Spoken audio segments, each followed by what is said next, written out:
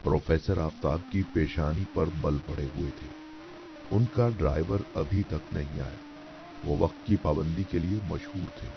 किसी जगह पहुंचने का जो वक्त मुकर्रर होता, वो उससे 1 सेकंड भी लेट पहुंचना पसंद नहीं करते थे। आज उन्हें एक अहम मीटिंग में जाना था। शाम 5 बजे का वक्त तय था। 4:45 बज चुके थे और उनके ख्याल में रास्ता 20 मिनट का था। गोया उस वक्त तक वो 5 मिनट तो लेट हो ही चुके थे। आखिर ड्राइवर की सूरत नजर आई। उसने हारन बजाया। वो बाहर की तरफ दौड़ पड़े।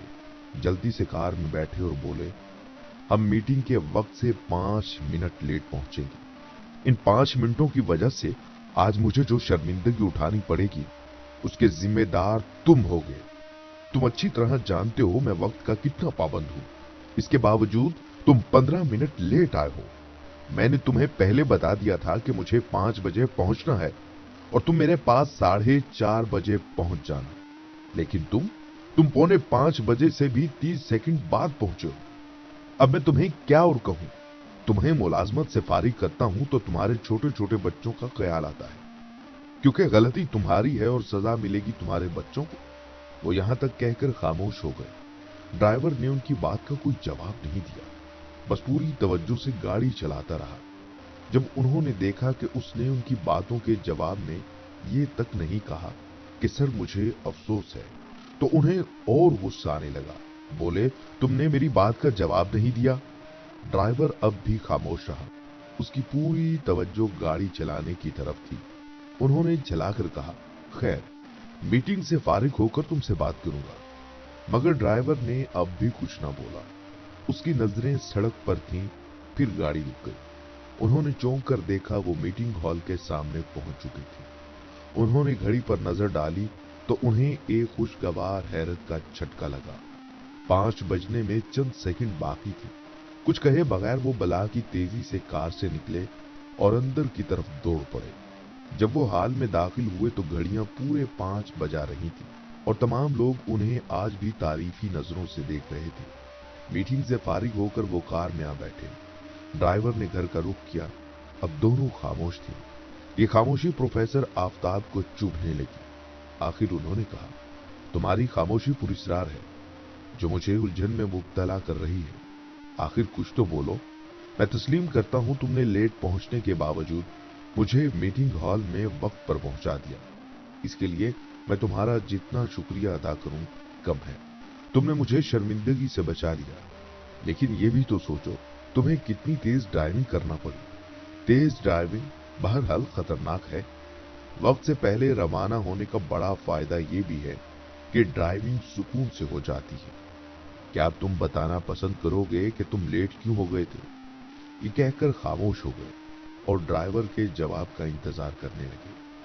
आखिर ड्राइवर के होंठ हिले। आपका असूल अगर वक्त की पाबंदी है तो मेरा असूल दुख इंसानियत की खिदमत है। मेरी 6 साल की मुलाजमत के दौरान कभी लेट नहीं पहुंचे।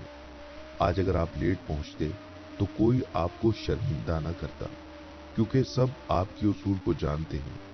खुद ही समझ लेते कि आज जरूर कोई नाखुशगवार मामला होगा, लिहाजा सब लोग आपसे हमदर्दी करते। और बात यह है कि मैंने आपको फिर भी वक्त पर पहुंचा दिया और मैं अपना काम भी कर गुजरा। वही तो मैं जानना चाहता हूं, आखिर तुम लेट क्यों हुए? वो झंझला कर बोले, एक लड़के का एक्सीडेंट हो गया था। वो अपनी मोटरसाइकिल पर जा रहा था कि सामने से आने वाली एक कार से टकरा गया। उसके सर पर चोट आई थी। पेशानी से खून बह रहा था और कोई उसे अस्पताल लेकर जाने के लिए तैयार नहीं था। मैंने उसके पास गाड़ी रोक ली। मेरे सामने 2 रास्ते थे। एक ये कि मैं भी दूसरों की तरह आगे बढ़ जाऊं, दूसरा ये कि उसे अस्पताल पहुंचाऊं। लेकिन इस सूरत में आपके पास लेट पहुंचता और आपकी डांट डपट सुनना पड़ता, और इस बात का ज्यादा इम्कान था कि आप मुझे मुलाजमत से ही निकाल देते। मैं इस वक्त अपनी बूढ़ी माँ का इलाज करवा रहा हूँ। वो टीबी की मरीज है।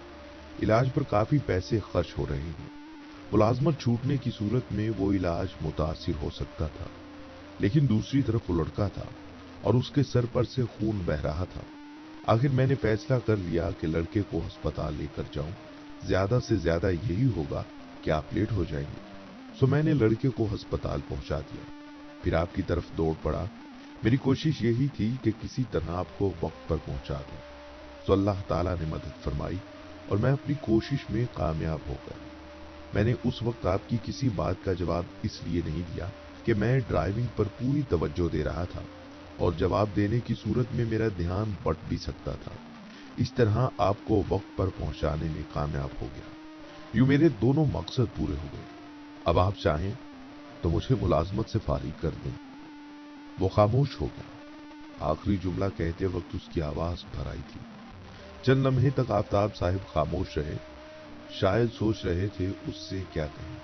आखिर उन्होंने कहा, मैं तुम्हें मुलाजमत से नहीं निकाल सकता, क्योंकि लेट पहुंचने के बावजूद तुमने मुझे वक्त पर पहुंचा दिया था और तुम बिला वजह लेट भी नहीं पहुंचे। लेकिन मुलाजमत से तो निकालने का सवाल ही पैदा नहीं होता। अरे यार, तुम किस रास्ते से जा रहे हो? सर, पहले अस्पताल जाऊंगा। आखिर उस बेचारे का हाल भी तो मालूम करना है, उसे खून वगैरह की जरूरत ना हो, ये सब भी तो देखना होगा। तुम ऐसा जरूर करो, मगर पहले मुझे घर पहुंचा दो। सर, अब हम अस्पताल के करीब हैं, आपका ज्यादा वक्त नहीं लगेगा। आफताब साहब का मुंह बन गया, ताहम उन्होंने मुंह से कुछ ना कहा। आखिरकार वो अस्पताल पहुंच गए। कार का इंजन बंद करके ड्राइवर नीचे उतरा। आप भी तशरीफ लाइए सर। नहीं भाई, बस तुम जल्दी से हो आओ। पैसों की जरूरत पेश आए तो मुझे बता देना, मैं दे दूंगा। नहीं सर, मेरी दरखास्त है, आप साथ चलिए। भाई मैं क्या करूंगा सर, इस तरह आप भी दुखी इंसानियत की हिम्मत में हिस्सा लेंगे। ड्राइवर मुस्कुरा दिया। आफताब साहब ने चिल्लाकर कहा, अच्छा बाबा। दोनों अस्पताल की ऊपर वाली मंजिल पर पहुंचे और फिर एक प्राइवेट कमरे के सामने पहुंच गए। ये क्या, तुमने लड़के को प्राइवेट रूम में दाखिल करवा दिया? आफताब साहब ने हैरत से कहा। ड्राइवर बोला, जी हां। ये तुमने क्या किया?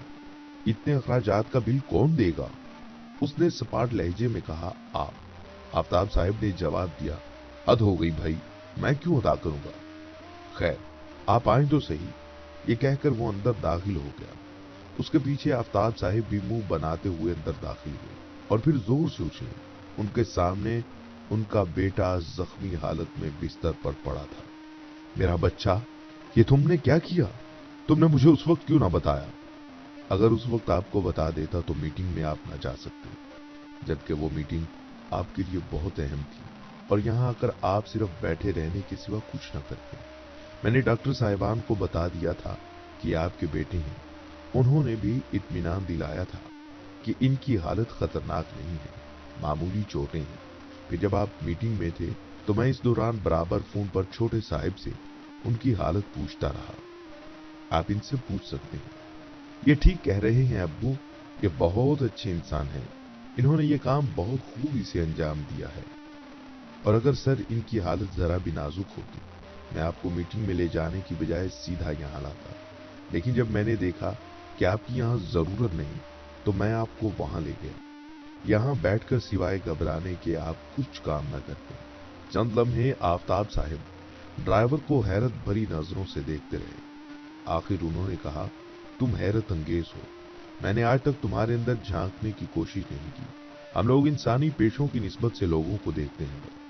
हम ये नहीं सोचते कि एक मामूली पेशे वाला इंसान भी आला सलाहियतों का मालिक हो सकता है और उसकी सलाहियतों से फायदा ना उठाना न सिर्फ उसके साथ नाइंसाफी है, बल्कि अपने साथ भी ज्यादती है।